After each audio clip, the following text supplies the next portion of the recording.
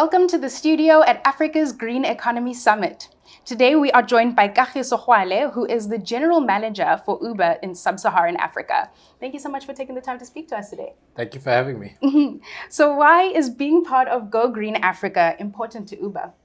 No, it's all, I think, really exciting. And I remember when the concept was pitched to us by Ian and the e-movement team, it sounded like a very grand vision and, how are we actually going to get this off the ground? And I think it's so great that the team there is so vision-led, so purpose-driven.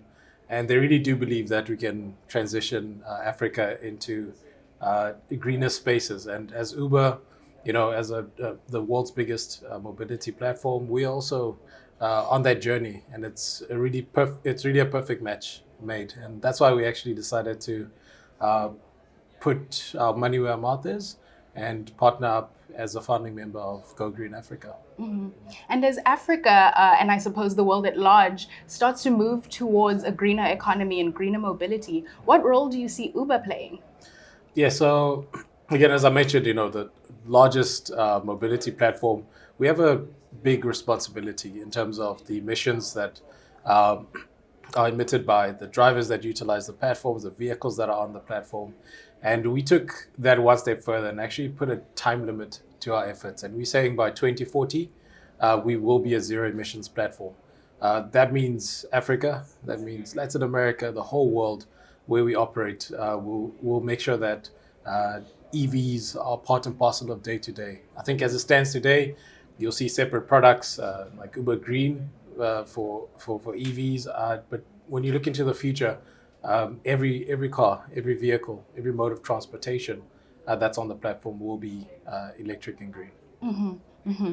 And you said that in 2040 you want to be a zero emissions platform. But if we bring it closer to the nearer future of, let's say, 2030, what role do you see Uber playing, and where would you like Uber to be standing, especially in Sub-Saharan Africa, as a player in the green economy?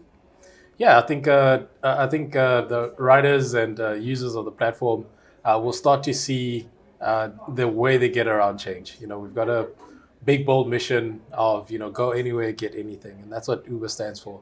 And people will start seeing more and more electric vehicles, picking them up, dropping them off where they need to go. I do see also a number of interesting products that we can also bring into the African market. We've already started the transition, and part of it, even if the vehicles aren't ready at this stage, at the right price points, we can already start shaping consumer mindsets and even riding behaviors. For example, in Ghana, Kenya, we've got a product that's called Uber Pool, so Uber X Share.